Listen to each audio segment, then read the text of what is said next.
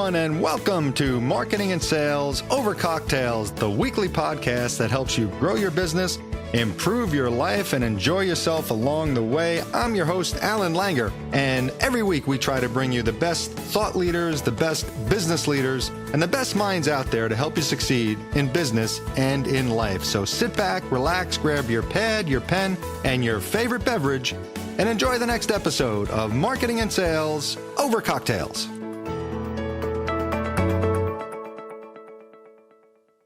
Hello, everyone, and welcome back to another episode of Marketing and Sales Over Cocktails, episode double nickel tonight, 55. We are at 55 episodes, and I got to tell you, I've had some really good guests on, and today is my second doctor. I have another doctor, and we had one other doctor, but this guy's even a bigger doctor. Wait till you hear from Dr. Brian Harman in a few minutes. I'm really excited because he's got like 23,000 followers on LinkedIn. So he's a big deal. And I really appreciate him joining us tonight. But before we get there, just a couple of housekeeping. Just remember the podcast website is marketingandsalespodcast.com. Don't forget to send the segment into the Ask Alan segment. We have a really good question coming up for Brian later on in the podcast. And if I read your question on the air, you get a free signed copy of my book. So our gentleman, Paul, later on will be getting a copy of my book because his question is an awesome one.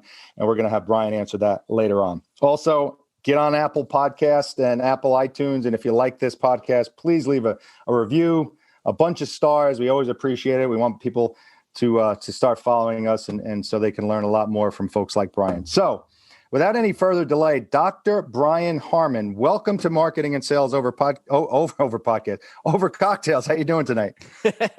Al, what's up, man? I got my cocktail right here. Yeah, what do you got? That's our next segment. What do you got? What do you got drinking there? Yeah, I got just a straight little bourbon. I'm going Basil Hayden's. Oh, you are. You're man BH after my own heart. BH. Yeah. Well, I went a little sweet tonight. I was in the mood for some vodka grapefruit. So I little fresh squeezed grapefruit with some vodka. So let's do a virtual cheers into the camera. Yeah. And pleasure. Thank you for joining us. Salute. Let's have a sip and get into this because this will be a fun conversation.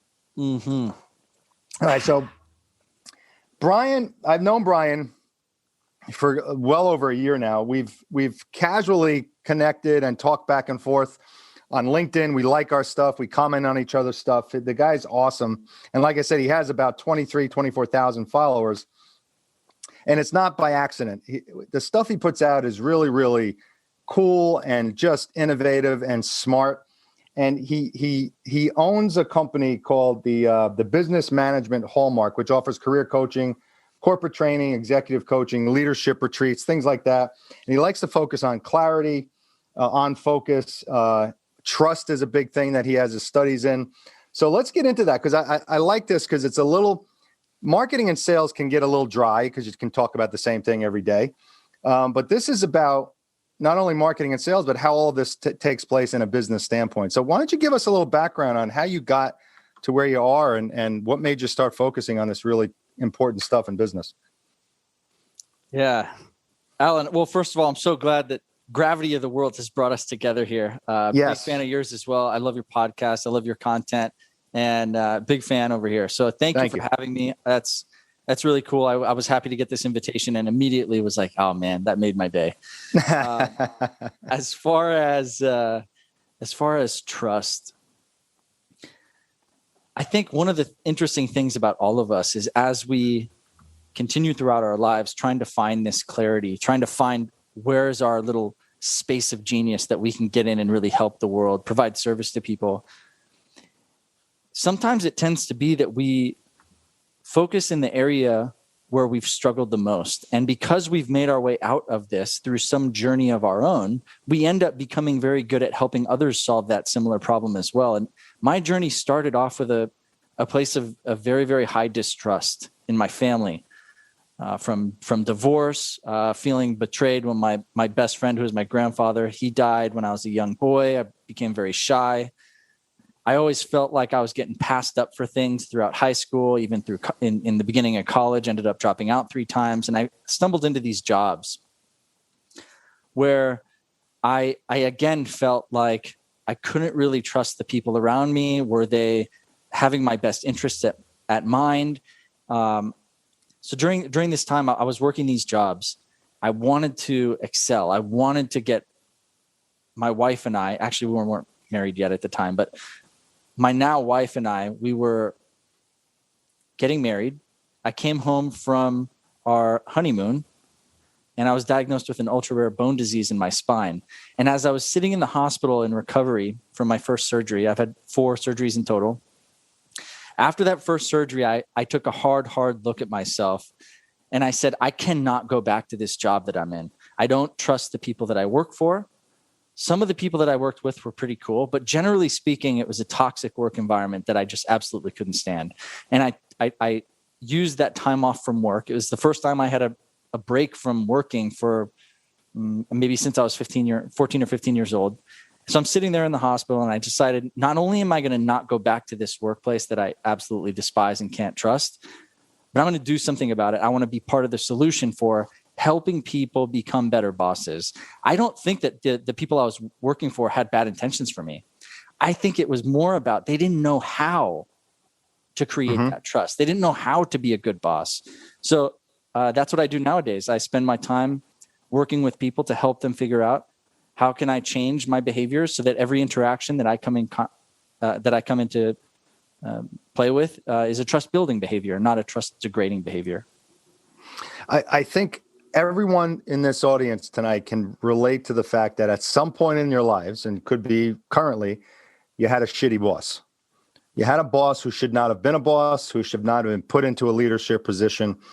And I would say if I thought back on my whole career up until now, I probably had more crappy bosses than good ones. It's almost like the good ones are like the exceptions. Like it's almost like finding a salesperson that actually listens to you. It's like, oh my God, it's a breath of fresh air. The guy's not actually in it for himself, or he actually knows what he's talking about. It's the same with the leadership standpoint. Why do you think that is? Why do you think the business world and the corporate world has gotten to that point where so many people in leadership positions really shouldn't be there?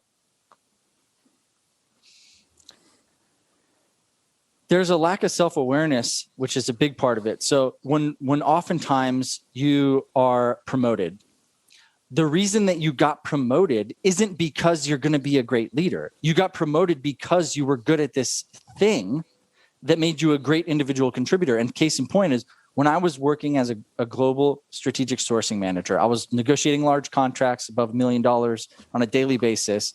And I was doing a great job at this. I had been doing it for 15 years. And this was my little sweet spot in my career where now that I had this level of experience, I could do a great job at that. So I was promoted.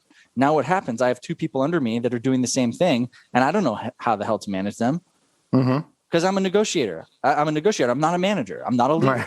Right. So why would I be good at that? So what I took when I first got this sort of new manager thing going on in my life and my career, and I thought to myself, well, what kind of manager do I want to be? What kind of manager would I like? And I tried to embody the best of what I had seen out there. Sadly, there wasn't that much out there that I could latch onto because, as you mentioned. And Gallup Analytics, who does this massive global state of the workforce report, they know that 85% of people are not in a good relationship with their boss. Most people, the lion's Wow, it's 85%. Is that the number? 85%? 85% of workers around the world, adult workers, are disengaged or actively not engaged in their work. Means they're mentally checked out. That's amazing. Yeah. But even this is I think even more destructive is 60%, almost 60% of people trust strangers more than their boss. So it's hard to find role models. So as I'm this new manager, what do I do?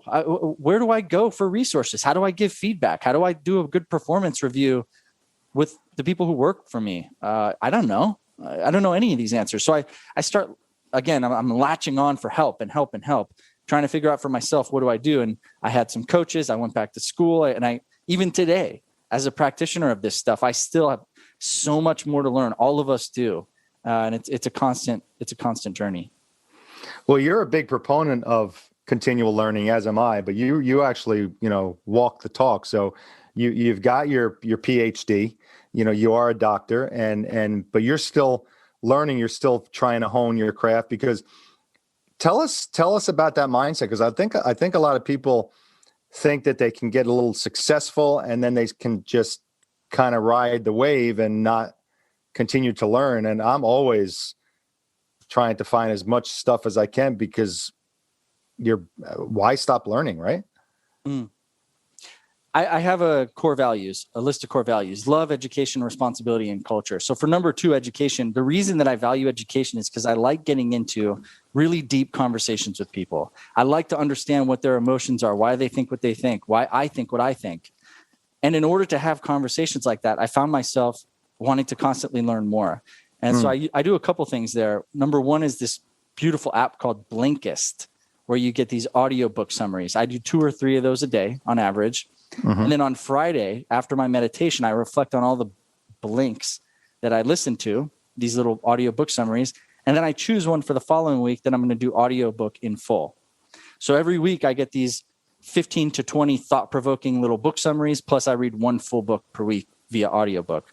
And usually that's on my walk. So I dedicate that's a lot of time. That's 6 to 8 hours a week, just learning. I'm obsessive about it. I think we all like the idea of being a lifelong learner, but that's the mechanism in which I do that. And what I find is, because I'm constantly absorbing these, and I'm not just a dumpster for books. That's part of it, is the acquisition of knowledge. The other side of it is I want to create knowledge. I want to write articles. I want to do research studies. I want to publish that work. You're a writer. You know how it is.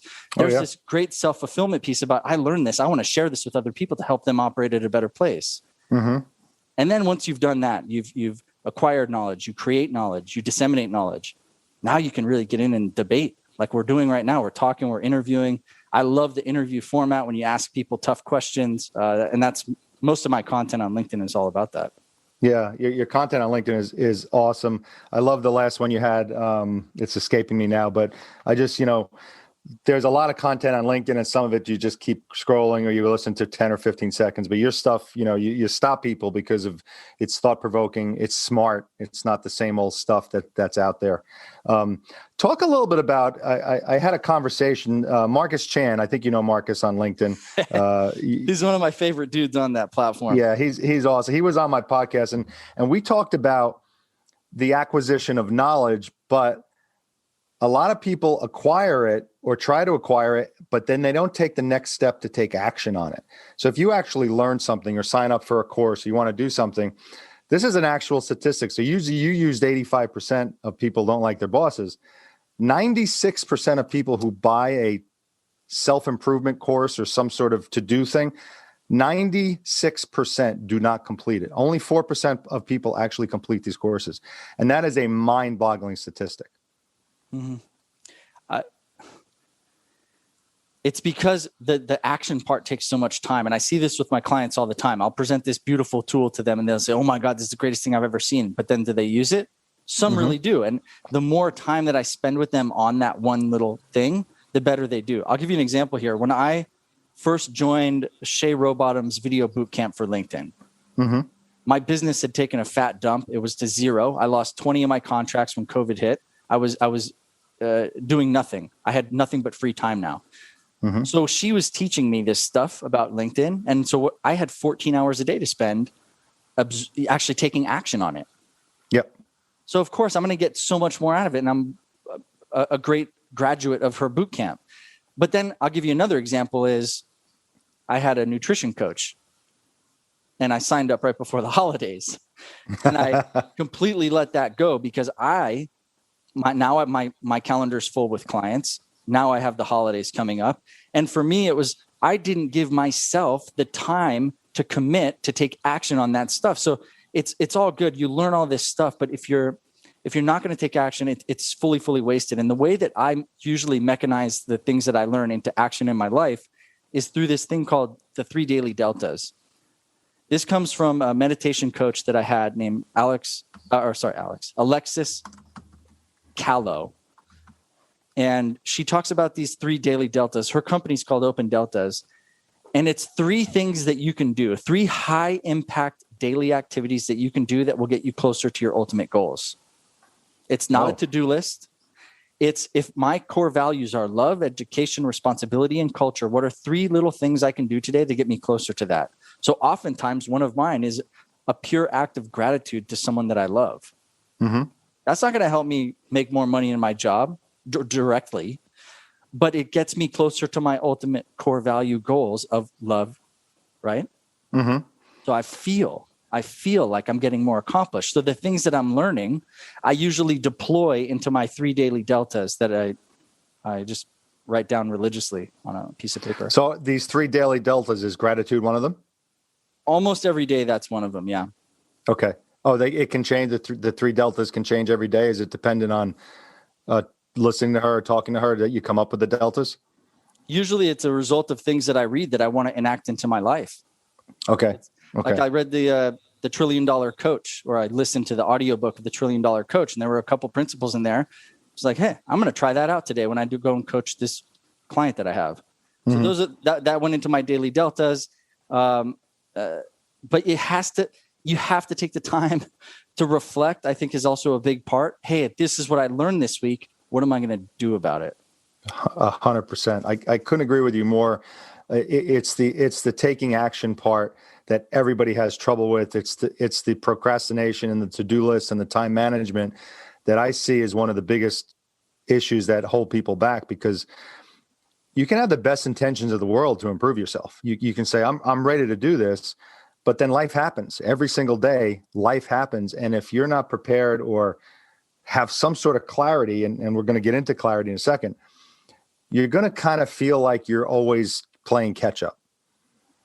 And for me, like, I'm going to give you an example of one thing that mid-year last year, that it was such a small thing, but it completely changed my entire business approach from a clarity and a stress reducing standpoint, where I used to have, just like everyone else, I used to have a to-do list, 40 things on a list, write them on a Sunday night, start Monday, and you're looking at 40 things. And you can get 7 of them done, but you're still looking at 33 left, and you never feel like you accomplished anything.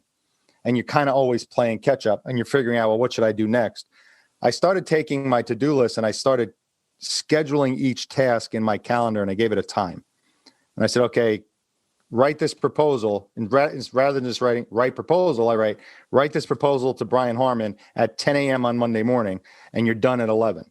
And then I go on to the next one. And then when I finish the 5 tasks on a Monday, I'm good. I feel like I accomplished stuff because I know I have the rest of the week to do, but it's all scheduled. So that would be a point that I would make to people who are listening. And I think I've said this before, but time management to me is a huge thing. To talk a little bit about, I know you do a lot of coaching. Do you talk about time management at all with your clients? Yeah. Usually when I'm coaching a senior executive, that's often the first problem that they identify is, I'm bad with time. I need help with my time so I can be more productive. And I tell them, why would you want to be more productive? You're already too busy. Your family already doesn't get enough of you. That's the last thing you want to do, is do more. So how can you back up and create some boundaries in your life? That's the real problem, is they tolerate too many broken boundaries. So let's make some boundaries. Let's go put that to play. Also in the time management piece, I think that's really important. Your calendar tells you what's important to you. And one thing that I do in the last 8 to 12 months, I've color-coded my calendar, and I started grouping all similar types of tasks onto the same blocks of time. So on Wednesdays, for example, today, it's all green, because all I do on Wednesdays is executive coaching. Okay. For most of Thursday and most of Friday is also mostly executive coaching. On my calendar, that's green. Now, all my sales calls are yellow, and I block those up into 2 chunks during the week, so that when I get into sales call zone, that's all I'm doing. If I'm taking a sales call, then I'm going to an executive coaching call, then I'm going into a podcast interview, then I'm going to film content, then I'm doing, how could I ever get anything done that way? Wow, that's brilliant. You got to block stuff in so that when I'm in executive coaching zone, I'm rapid fire. I'm hitting on all cylinders. I got a singular focus. I only have one thing on my plate, and I'm never going to get distracted. We cannot watch 2 movies at once. But most of us still do. We pick up our phone and scroll while we're watching TV or a show or something. And you're not getting the best of either thing. Do your Facebook for 20 minutes, then watch a show with your full focus. Enjoy it with your full heart and your full energy. And that's going to be energizing and rewarding. But if I watch a movie for 2 minutes, then I go do this, then I go do that. How can you enjoy anything that way? So time management is just about doing one thing at a time. I'm writing this down because that's even helping what I'm doing. Taking it to the next step is actually grouping similar activities together. I quite often will do 2 coaching calls, a podcast, a sales call in the same day. And those are draining days, brilliant. Aren't they, Alan? They are draining days. Yeah, absolutely. No question about it. Yep. When I see my calendar and I've got blue, pink, purple, gray, green, black all on the same day, I know I'm in for a killer day. Yeah. Like that, and it's a stressful really day too. Hurt. Yeah. Because I constantly have to shift focus. I think another thing that's really cool about time management is blocking time to address time. So in the beginning of my week on Monday mornings, I do a nice reflection. Here's what I'm doing for today. Here's what I'm doing for the week. Where can I add in these little buffers? I never would ever ask anyone to do a back-to-back meeting. That is the biggest killer of productivity, because before you go into a meeting, you need to address what is the highest possible outcome of this meeting and how am I going to get there? What are maybe 2 or 3 questions or 2 or 3 pieces of information I'm going to bring into that meeting? Then you do the meeting. Then after that meeting, you need to recall, do I need to do any action items or block calendar for action items as a result of that call or meeting?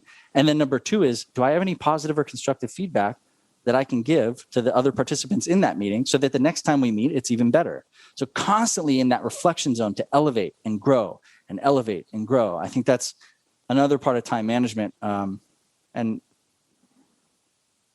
yeah, I think highest possible outcomes is another piece of clarity. Like before a meeting, I'll revisit my core values. How am I going to bring more love into this call? How am I going to bring more love into the relationship I have with my clients? How am I going to let that energy come through me in a really powerful way? So one thing I think also a misnomer about time management is people think, oh, I got to shorten all my meetings. That is the furthest from the truth. I think if I'm a CEO and I'm going to do a one-on-one meeting with the rest of my leadership team every week for 30 minutes, every time you get in that meeting, there's a ramp up period or a ramp down period. What if you just did a 90-minute meeting once a month? You could move mountains in 90 minutes. And then it's actually less time, because 30 minutes a week is 2 hours, but 90 minutes once, you're focused, you're clear, you know what you're going to get out of it. So yeah, I'm not a big proponent of shortening meetings. I'd rather longer meetings, less frequent. So tell us a little bit about your coaching. Like you talk about executive coaching. Are you mostly coaching CEO, C-level folks? And then what do you see as the issue or the more common issue that they're coming to you about? Usually my clients are CEO founders of smaller companies or senior executives of larger companies, where they'll have some type of expansive organization, and they've got to figure out how to become a better boss. They want to maximize their influence. My focus, where I really, really can help people, is how to build trust in the employee-manager relationship. Okay. So if there's people out there who they know they want to make a positive and genuine impact on the lives of others, but they're struggling to figure out how to do that, or the things that they're doing aren't yielding them any marginal even results, then that's where I can help. And it's as simple as the daily interactions that you have with your employees. How can you make those trust building behaviors? This is a weird one I'll tell you about. Is I always tell my clients, never answer the question, how are you, with less than 50 words. Wow. Okay. Because you're always going to, trust is a reciprocal emotion. You're always going to get back what you give. If you asked me, Alan, how you doing, Brian? And I said, hey, good, how you doing? You'd say, oh, I'm good. Right. But if I told you the truth, if I opened up the floodgates, if I told you how my weekend was, what did I actually do? What was the best moment I had with my son? What are some of the big challenges I've had in my life over the last week? When I return the question to you, when I say, Alan, how are you? You're not going to say, oh, I'm good. You're going to start a conversation. Yeah. So never answer that question, how you doing, with less than 50 words, unless you don't give a crap about trust. If you care about trust, open up those gates. tell people what's real about you. Wow. That's phenomenal advice. So let's talk about trust. You said you studied trust in the field of trust, and you just gave us one example of how to build trust when you have because it's like small talk, secondary conversation. Everybody has it every day. How you doing? I'm doing great. It's sort of like this, that you just kind of go through the motions. And you're saying to dispel that. What are other things that people can do, leaders or even working with coworkers to build trust? What are some of the advice you'd give for that? It's especially hard nowadays with so many people working virtually. One example, in a virtual meeting, I like to show my hands in the meeting, because now I'm here. I'm with you. I'm sitting with you. I'm not messing on my computer. I'm not looking at this. I'm not doing this. I'm doing this. This is it. And it doesn't have to be crossed hands, but I like my hands to show when I'm on the video. The other thing about virtual is I put your little screen here right beneath the camera. So at least I feel like I'm talking straight into your eyes. And I know that's an easy tip, but some of the bigger things are very related to personal stories. The fastest way to elevate from the lowest level of trust, which is called acceptance, to elevate from acceptance to admiration being the extreme form of trust, the fastest way is through relatability that can be built through a personal story. So the same way that I was telling you about the how are you question and don't answer with less than 50 words is some of us work in workplaces where we've never even met face-to-face with people that we're working with today, because they've started at some point in the last 12 months and there was no relationship. Companies and teams are working off culture and energy and team spirit that was built pre-COVID. And that's been dying down and dying down and dying down ever since. And here we are today where there's nothing left. So how do you boost that up? You have to make explicit time for that personal story building. So one of the exercises in the workshops that I do most commonly today is sharing personal stories with your colleagues. So I walk them through, here's how you tell your story in the Freytag's framework story arc. And now you have time to actually practice this in some breakout rooms with your colleagues. And you get out of that meeting and it's like, oh my gosh, I've been working with these people for a year or more, and I never even knew that about them. And I tell leaders, shame on you if you don't know that stuff. Right. How could you possibly? I want to treat everyone around me as good as I would treat my wife. That's the level of care and love that I want to bring into my clients' lives. And so when I'm building rapport with a client in the very beginning, even if it's only a 20-hour engagement, we're going to do 1 hour a week together for 20 weeks. The first 3 to 4 hours, all it is personal stories with each other. Because the rapport and the relatability and the likability is the most underrated thing in the world. I don't care to make surface level relationships. I'd rather have a few deep, strong connections that I know I can rely on this person in the future and they know they can rely on me. But in the workplace, sometimes we put up these barriers. We put up these artificial barriers that say, this is who I am when I'm in the workplace. And it's one of the problems I see on LinkedIn is a lot of people, they lurk. They go around and they don't like and they don't comment and they don't post and they don't share themselves. That about me section on LinkedIn isn't for your resume. Your resume is already there. The about section, what's the soul, the spirit? Who are you? What's the voice? So I love when I see people open up. And that's that same thing. People will reciprocate that. When I practice an act of gratitude every day, it's no wonder I get so much generous, gracious gratitude back in my direction.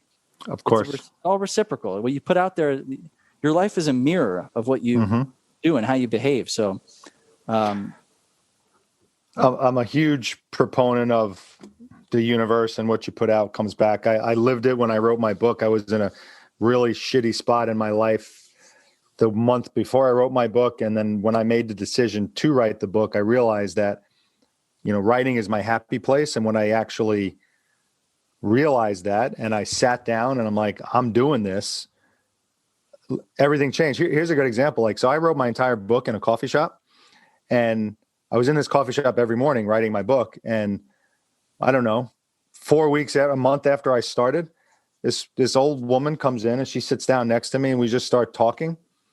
Turns out, and I had just started my book, so I was not even thinking about publishers or anything like that. This woman comes in out of the blue from a different state. I think she was from Pennsylvania. I'm in Rhode Island. She was there for one day. She happened to come into this coffee shop, and she was a self-published author of 23 books. Whoa. And we I'm not kidding, we talked for 3 hours. And this little publishing angel, I call her, came in and told me anything I could have ever researched about self-publishing. She taught me in 3 hours because she's done it. And never saw her again. We chatted for a little bit afterward. We exchanged information, but I firmly believe that if I wasn't putting that positive stuff out there, like I manifested her, like she came, that was not an accident. Like I not any point in my life that I ever meet someone who self-published books. I start writing my own book and she walks in and we talk for 3 hours. It's crazy how that works. Yeah. I think that there's something really cool about picturing energy as something that comes through us that you just want to give. And I find that the further I can articulate and be clear about what is that energy that I want to give people, the easier it is to go through me. And really people, when they walk away from an interaction with me, I want them to feel a couple of things. One of those things, the most important one to me, is love, that I really do care about my clients more than anything else. Mm-hmm. I want them to feel loved as a person, not as a VP, not as someone who works at this company. But if they can walk away feeling even just a hair more loved than they felt before I bounced into their life that day, then that's mission accomplished. So once we get that clarity around that, it helps us to revisit constantly. Before a meeting, like I was telling you, I like to revisit. How can I bring more love into this meeting? How can I bring more education into this meeting? How can I help give this person breakthroughs? When you revisit your core values, when you revisit the energy that you want to be sending out on a frequent basis. Marcus Chan, our buddy, he told me this great analogy. The way he put it was better than any way I could put it, was get that clarity and then go back to it like it's your GPS map in life. You wouldn't drive across the country without GPS. So go through life and keep checking that GPS. Keep checking those core values. Keep checking that clarity. And then the more frequent you do that, the more consistent you are, the more people know what to expect from you, and the better decisions you can make. It's fascinating you brought that up, because we talked about the same topic, and this was months ago on the podcast, and he called it a GPS. I actually have this in my book. I call it calibration, but calibrate yourself. And once a week, on Sunday nights at 10 p.m. on my phone, the word calibrate pops up, and it makes me stop and say, okay, I'm just checking my instruments. I got to see if I'm on the right road. Did I veer off into the shoulder? Did I break down, or am I going into the wrong town without knowing it? If you can pause once a week and calibrate yourself, make sure you're running the right way, make sure you're doing what you need to be doing to get to that wherever you want to go. It's such a help, because you can easily get distracted, and before you know it, you're 3 weeks into something that you should have never even started, and you got to go back and go back to the town that you missed to begin with. So it's a really cool concept. Yeah, I agree. I like that word, calibrate. Very cool. Yep. It's a whole section of my book. At the end of my book, I call it Calibrate Yourself. So yeah, tell me the title, will you? What's the title of your book? Here it is right here. 7 Secrets to Selling More by Selling Less. Let's see. Here it is. Oh, wow. I'll hold it up. There. Oh, man. That is awesome. So, yeah, it was an Amazon bestseller. It's just something that was in me. I've been selling now for well over 20 years, and I became successful selling when I realized that I needed to stop following the sales pitch and the closing techniques and the objection handling techniques that all these corporations train, and start really just approaching people as a human being and with a helping mindset rather than a selling mindset. It's not rocket science, but it's amazing how many reps are not trained that way. They're trained to make the sale no matter what. The human interaction be damned. Let me just make as many calls as I can and If I close 3%, that's what I'm shooting for. And it's what gives sales, the awful reputation that it has. Yeah. Yeah. I hear you on that. Sales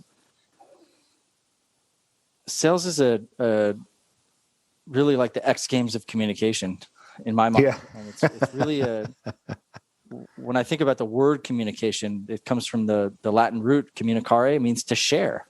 Yeah. Yep. Speaking of share, you got an elephant back there on the poster. I do. The elephant is one of the only other species besides humans that's shares the ceremony of birth. They actually group up when members of their, I don't know if it's called a pack or not, but members of their pack either give birth or they also celebrate death. And this idea that we share, we always have to share. Like my clients and I share a really profound friendship. And if we're not sharing, if there's not that sort of back and forth, then I've failed them. I think what you're touching on is so important because I know you can't tell, you can get some demographic information on podcast audiences. You have a podcast.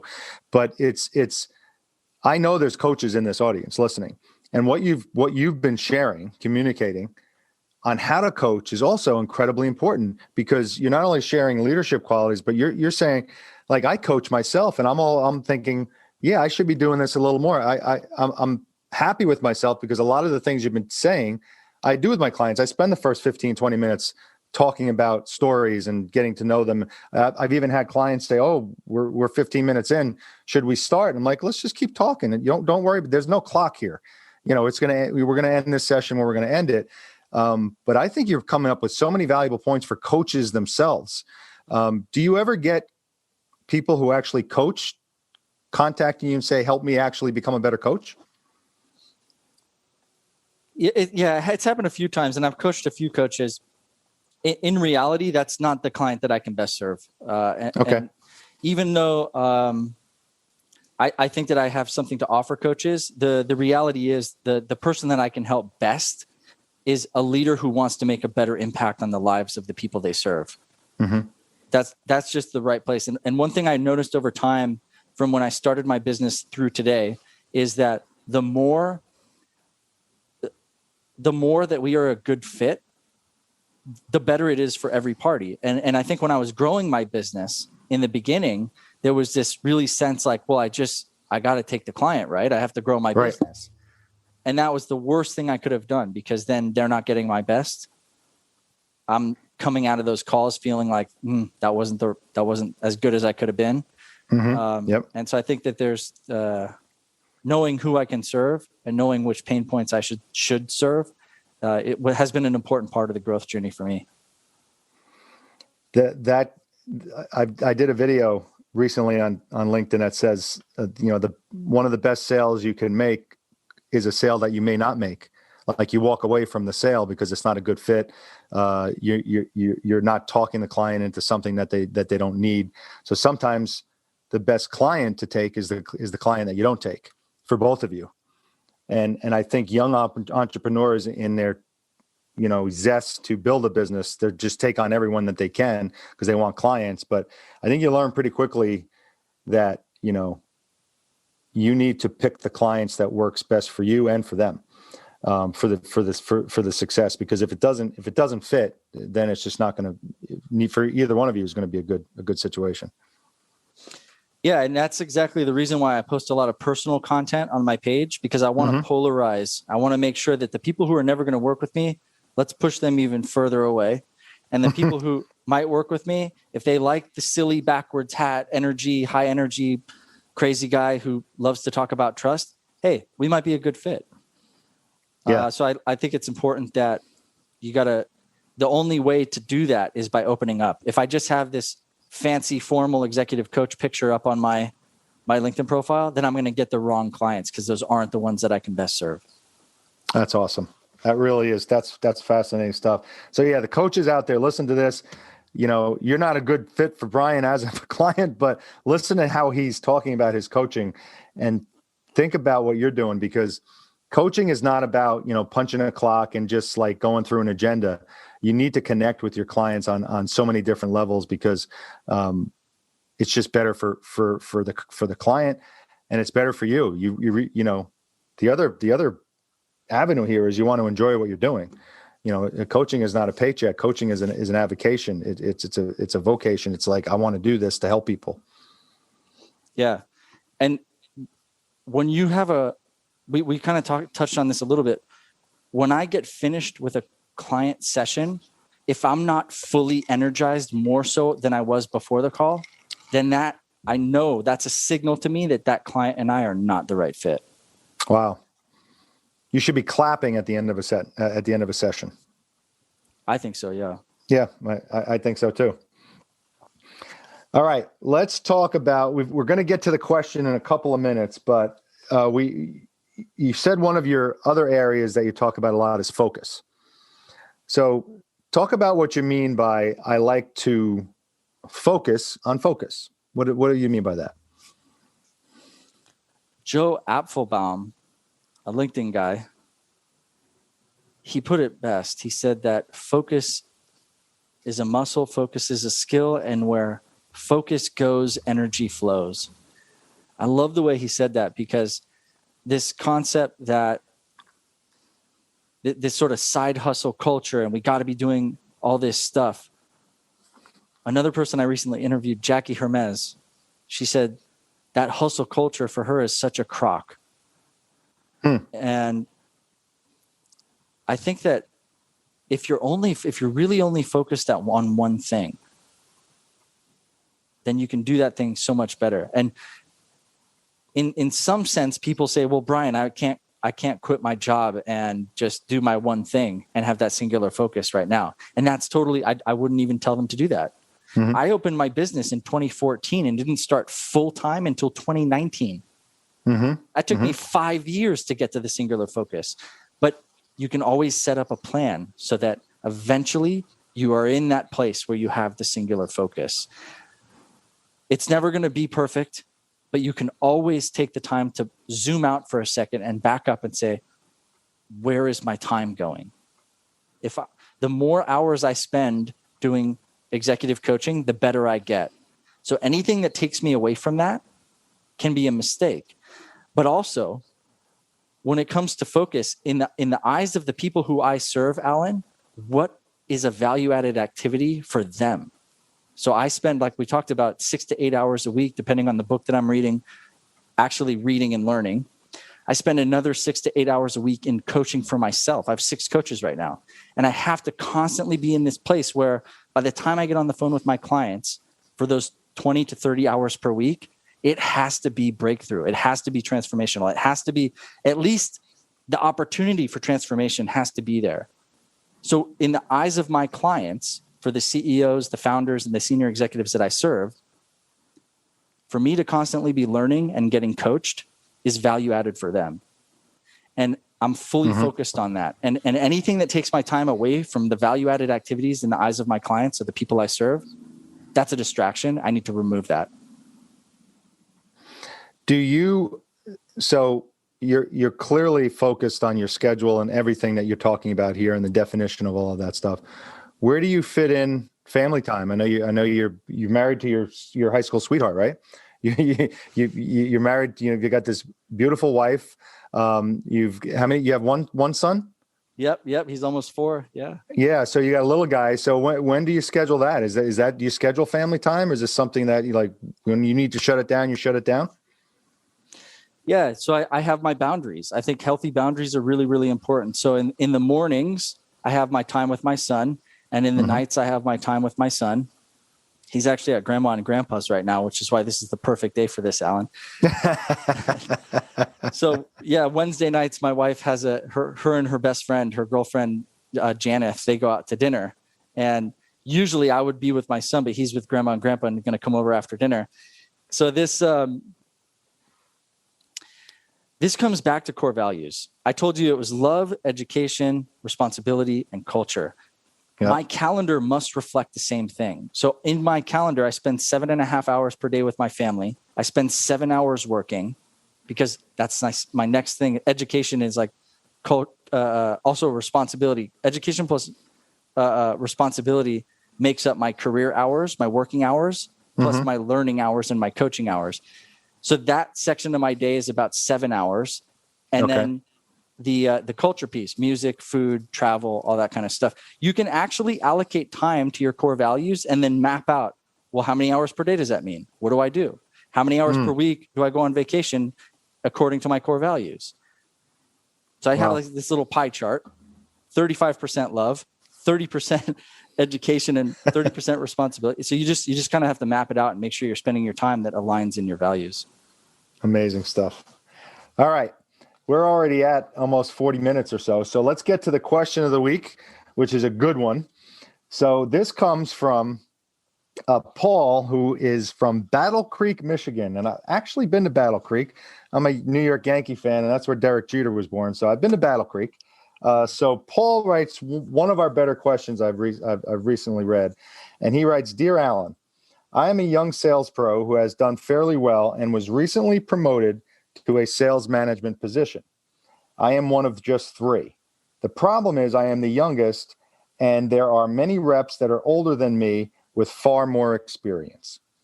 I feel that they don't respect me. If you have a sales leader on one day, please ask them how I can earn their trust and respect. Thank you. Your podcast is great. Thank you, Paul from Battle Creek, Michigan." So that is a really cool question, Brian. How would you answer Paul? Yeah. Wow. Paul. It's very perceptive that that's the type of question that someone would ask, because it shows a level of self-awareness that they have. I think there's a couple things here. So if my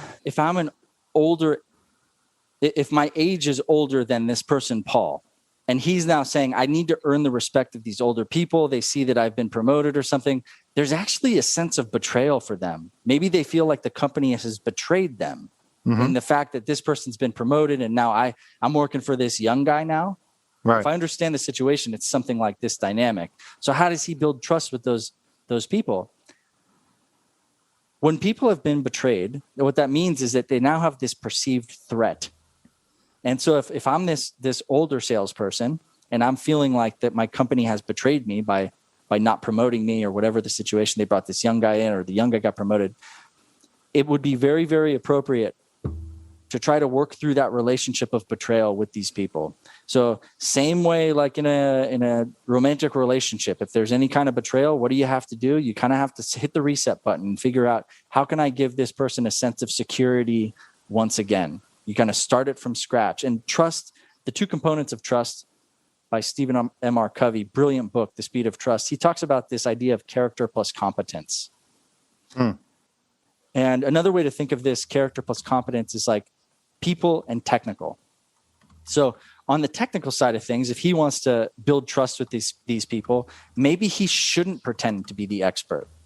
Maybe he should show excellence in his own quality of work, but ask them for guidance, ask them for advice. Come to them with open arms. Don't be shelling out advice to them. If he ever has feedback for them, he should do it in a way where, hey, here's what I saw. Let's have a dialogue about it before ever going into advice. Young people giving older, maybe more experienced, if that's the case. Sounds that way. He has to be very, very careful about, don't give advice unless you've had the dialogue first. So I think that's a key component. And then the character side is back to that. How can he build relatability and likability with these people on a personal level, maybe outside of the office? Maybe they have to do that sort of ground up approach to, I'm going to build trust with this person more so on the personal level. I think that when a manager comes in, they have to decide on their balance between, am I going to be really concerned for results and really concerned with people? And in the sales business, it's almost like hit your numbers, you're out of here. So he's going to have to do a lot of work on that people side, show these people his concern for them as human beings, not as employees, but about their holistic life picture. How can he show interest, concern, care, support, and love? And that's going to happen through some personal check-ins. It's going to happen through some honest conversations. This is going to happen through really trying new things, because maybe what he's doing ain't working. I think that's amazing advice. And I think, Paul, what Brian's saying is also not going to happen overnight. It's going to be a long play. You're going to have to work at this. I was in a position just like you. It wasn't in a sales position, but prior to my sales career, this is 25 years ago now, I was in marketing and sales for college athletics, and I was hired by this really large university to run their media department over the guy who had been there for 40 years. I came in at 32, and he was in his 60s, and I was now his boss. And he had been working there 40 years running the department, and he wasn't doing a good job. So that's why they brought someone else in. I had to learn how to work with him, and it didn't happen overnight. And everything Brian said is 100% true. I approached it from a human standpoint first, not I'm going to come in and say, you're doing this. And I would sit down at night after everyone left and we'd have a beer, and I'd ask him, how did you handle this? How did you do this? And we got into a lot of dialogue about how he handled things. And slowly but surely, I would introduce new technologies and new things that he was much more amenable to, simply because we were having a one-on-one conversation from a human standpoint, not from a boss to employee standpoint. So good stuff, Brian. Yeah, I love what you said. It'll take time. All that break of trust will always take a rebuild. It's like content on LinkedIn. It's not overnight, man. It's a long play. You just got to keep putting out and putting the value out there all the time. Yeah, man. The clients will come. Well, Brian, this has been awesome. We're almost at like 45 minutes. So this has been great. Time flies when you're having a good time. Tell people, if they want to contact Brian Harman, how do they find you? What's your website? Anything you want to share with us, please feel free to do that right now. Really, the best way to contact me is from LinkedIn. I am on there. I read every comment on every post. I read every single message that comes into my mailbox. Sometimes they'll take a few hours to get to, sometimes the next day. I like the little blocks of time throughout my week where I go back and I check through my direct messages. So I'd love to hear from anybody on LinkedIn. If there's any way I can support you, your goals, please reach out. I'd love to be of service. And Harman is Harman. So it's Brian Harman. He'll come right up, and he's the one that has the doctor in front of his name. So he's the one to say hello to. Well, Brian, Dr. Brian, thank you very much. Any parting words for my fabulous audience on marketing and sales over cocktails? Yeah, I'd love to just say thank you, Alan. This has been a really fun conversation. I think that I get the sense I have a lot more to learn from you. So I'm going to be a big listener moving forwards in your podcast and in your content. So thank you for what you do. I think this is a really valuable way to serve the world, and you're doing great things, man. Thank you. Oh, well, my thanks to you for joining me tonight. And I think we could have probably done 2 or 3 podcasts. We could have kept going tonight. So, but let's chat again in the future. Maybe we'll do round 2 in the future on another podcast, because I think we got a lot more to talk about. So cheers, Brian. Thank you for joining me tonight. And thank you everyone for joining episode 55 of Marketing and Sales Over Cocktails. Remember, go to the website, marketingandsalespodcast.com. Go to the Ask Alan segment, send in a question. If I read your question, you'll get a free signed copy of my book, as Paul from Battle Creek, Michigan is getting that. That'll be mailed out to Paul momentarily. So once again, thanks everyone for joining. Thank Brian again, and we will see everyone next time.